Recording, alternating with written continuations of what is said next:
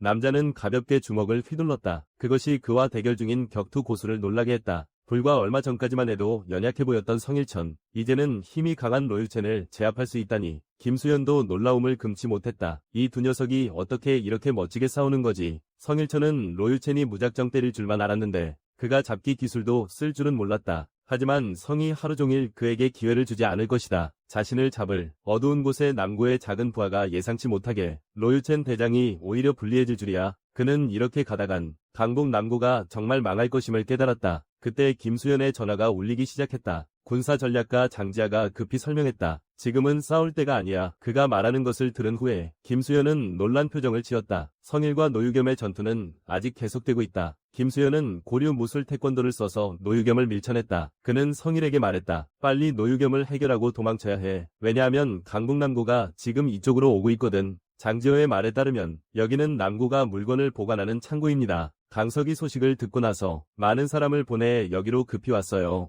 체력이 거의 바닥난 김수현 두 사람은 남구의 모든 사람을 상대할 수 없어요. 그래서 빨리 그 놈을 처리하고 도망쳐야 해요. 이제 본격적인 난투극이 시작됩니다. 하루 종일 주먹질을 하고 로유천의 머리를 강타했지만 김수현은 전혀 맞히지 못했어. 이제는 시간이 없어. 김수현이 움직였어. 자신의 모든 전투 카드를 교환 능력치를 가진 구하준과 교환했어. 이게 바로 김수현의 현재 최강 상태야. 능력치가 매우 무섭다. 어둠 속의 조무래기들이 이 광경을 보고 곧바로 로유첸 형님이 끝장났다고 느꼈다. 하지만 그는 갑자기 한 번의 전환점을 발견했다. 금수현 두 사람이 로유첸에게 공격을 가하려는 순간 창고 전체가 순식간에 어두워졌다. 어둠 속 남구의 조무래기들 로유천 오빠를 부르며 김수현이 어둠 속에서 계속 더듬고 있다. 곧 전등 스위치를 찾았다. 시야가 회복되자 로유천은 이미 사라졌고 순식간에 로유천을 정범상과 함께 데리고 갔다. 김수현은 그 사람이 놀라웠다. 전문 인력거꾼인가요? 계속 추격하면 더 많은 시간이 낭비될 거예요. 강북 남구 군대가 오기 전에 김수현 두 사람은 서둘러 떠나야 해요. 하지만 이번 전투는 김수현이 이겼어요. 두 가지 임무를 완수한 전수현은 두 장의 백전 카드를 얻었어요. 기술 이름은 각각 카메라와 복주머니입니다. 사후 양천학이 김수현 두 사람에게 감사 인사를 전했다. 북군은 서구에게 한 가지 인정을 비쳤다. 이 사건은 그가 위에 보고할 것이다. 김수현은 양천학에게 발각되지 않은 것에 안도했다. 자신이 바로 금종이 봉투라는 것을 성일도 너무 강해져서 그래서 알아보지 못했다. 그는 하루 종일 어쩔 수 없었다. 그저 흥분해서 싸웠을 뿐이다. 아무것도 얻지 못했다. 하지만 김수현은 그렇게 생각하지 않았다. 왜냐하면 강북남고의 우두머리 특공대를 그가 데려왔기 때문이다. 성일도 이해하지 못했다. 이미 판타니를 얻었는데 왜 이 사람들을 보내지 않는지. 물론 이것은 김수현에게 다른 목적이 있었기 때문이다. 그가 이 사람들에게 말했어. 로유첸과 판샹이 이미 크게 맞았다고. 하지만 우리 둘은 서구의 진정한 전력이 아니야. 어둠의 파괴신 극도가 온다면 너희는 죽을 거야. 장북 남구의 몰락은 이미 사실이야. 서구와 동구의 연합군, 곧 그들을 찢어버릴 것이다. 김수현도 더 이상 말하지 않았다. 바로 대장 특공대 사람들을 강북 서구에 합류시키기로 했다. 그는 노인 스킬을 발동하며 진지하게 말했다. 이건 모두 너희를 위해서 하는 말이다. 역시 현장에 있는 대장 특공대의 15명은 모두 강북 서구에 합류하기로 선택했다. 주말이 끝난 후 김수현은 지친 몸을 이끌고 교실에 들어왔다. 그때 백채린이 중얼거렸다. 또 벌레에 물려서 진짜 가려워. 김수현은 명의들이 다 힘든 이유를 알겠다고 감탄했다. 그는 백채린에게 이번에도 지난번처럼 손등에 물린 거냐고 물었다. 십자 모양만 찍으면 가려움이 가라앉는다. 백채린은 쑥스러워했다. 그리고 얼굴을 붉히며 발바닥에 있다고 말했다. 그 말을 듣고 김수현은 멍해졌다. 그는 작은 목소리로 말했다. 우리가 친구라도 이건 너무 무례한 거 아니야. 백채린이 갑자기 진지해졌다. 담담하게 말했다. 부끄럽다고 생각하지 말자. 김수현은 상관없다고 했다. 하지만 수업 중에는 불편해. 그래서 그는 수업 끝나고 십자를 하려고 했어. 그런데 백채린은 꼭 지금 하자고 했어. 김수현이 먼저 말했어. 선생님한테 걸리면 다 내 탓이야. 그가 점점 손을 내밀었어. 발에서 전해지는 촉감을 느꼈어. 백채린 얼굴이 살짝 붉어졌어. 그녀는 펜을 집어들고 수업을 듣는 척했다. 김수현의 수술은 매우 성공적이었다. 십자가가 완벽하게 새겨졌다. 그때 선생님이 이상한 점을 눈치챘다. 수업 시간에 뒤에 있는 두 사람에게 무엇을 하고 있는지 물었다. 전수현과 백채린은 즉시 고개를 돌렸다. 아무 일도 없었던 것처럼. 강북남고 내 정범상은 고개를 숙이고 강석에게 인사했다. 그는 어떤 처벌도 기꺼이 받아들일 것이다. 강석이 미소 지으며 말했다. 내가 너희에게 거칠게 구한 적 있냐고. 듣고 정범상은 자신이 용서받았다고 착각했었다. 하지만 다음 순간 강석이 차갑게 말했다.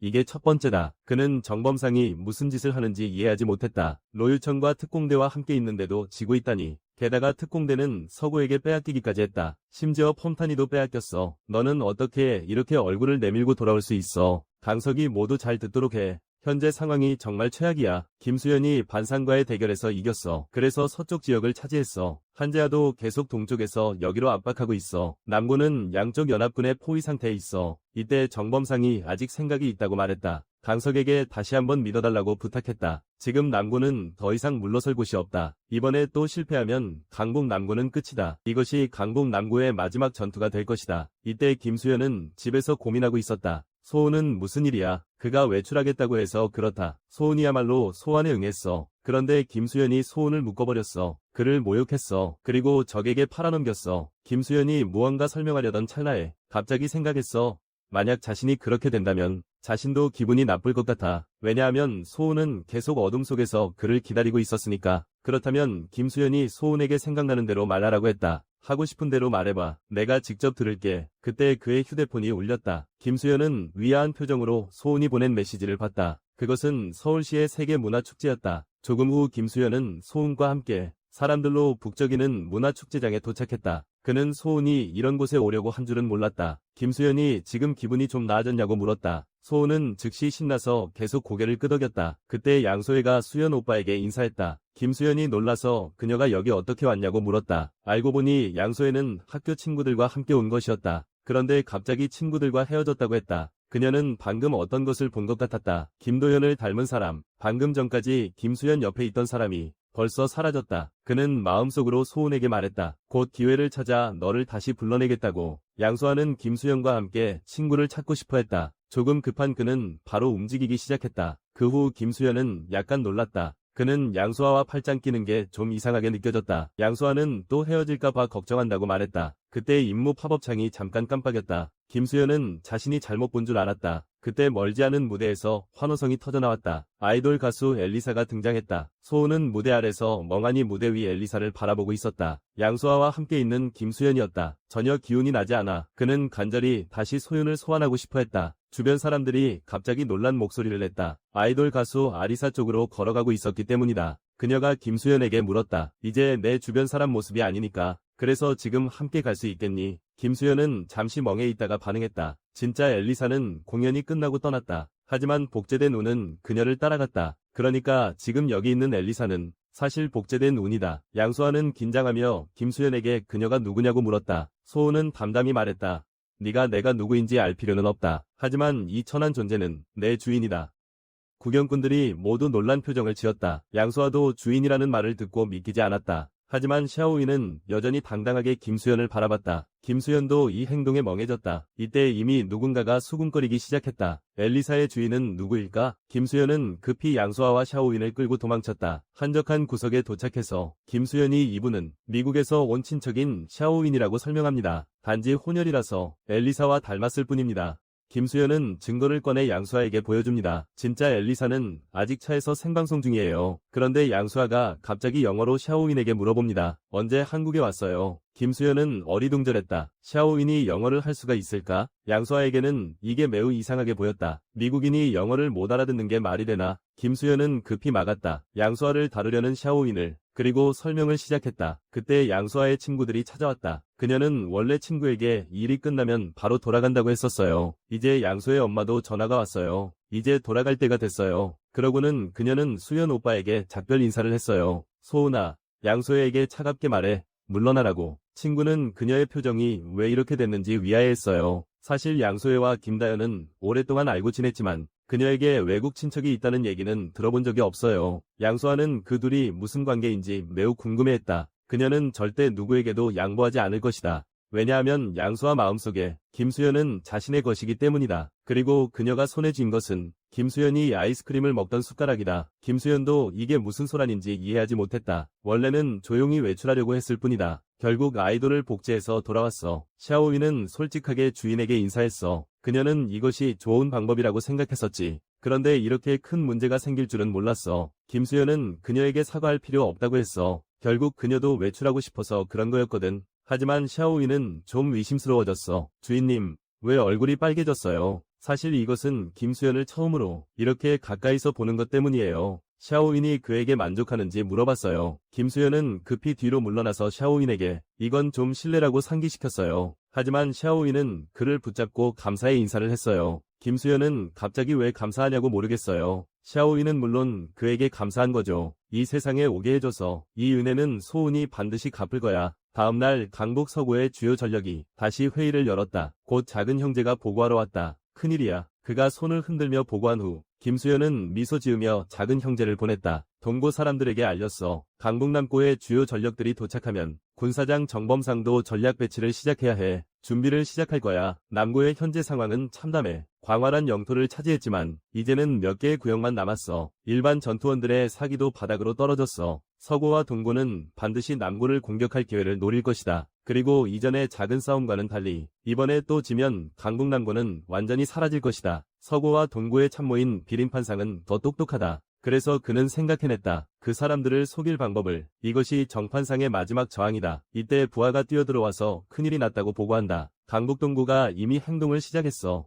회경 강석과 한재하의 관계는 매우 좋았는데 이제는 서로 적이 되어버렸어. 강북 동고의 주력도 이미 모였어. 그들은 각각 4위인 서동탁, 3위인 유시경, 그리고 2위인 안창웅이야. 또 강북 동고에 돌격대도 있어. 방금 동고가 김수현에게 통보했어. 이제 함께 출발해 강석을 잡으러 가야 해. 이현동이 강북 남고에 대해 설명했어. 인재와 병력이 많다고 해. 강북 남고는 엘리트 중심의 세력이야. 동고에서 상위 4명은 모두 매우 강력한 인물들이야. 또한 한재하가 매우 중시하고 신뢰하는 인재들이지. 하지만 강북 서구 사람들은 아마 그들에게 지지 않을 거야. 임무 팝업이 뜨면서 본선 임무도 시작돼. 첫 번째는 김수현 팀이야. 남고의 50명이 일반 전투원들을 해결하는 것. 오늘은 강북 남고의 종말이 될 것이다. 이때 참모 장지현은 급히 말했어. 먼저 강북 남고를 공격해서는 안 된다. 김수현은 무슨 말인지 이해하지 못했다. 자신은 이미 한재하와 약속을 했는데 하지만 장지현은 바로 한재하 때문에 먼저 강북 남고를 공격하면 한재하의 공격을 받게 될 거라고 말했다. 김수현은 서고와 동고가 동맹 관계가 아니냐고 위하해했다. 장지하는 설명했다. 강북 남고는 이번 전투에서 멸망했다. 이미 정해진 사실이다. 하지만 죽은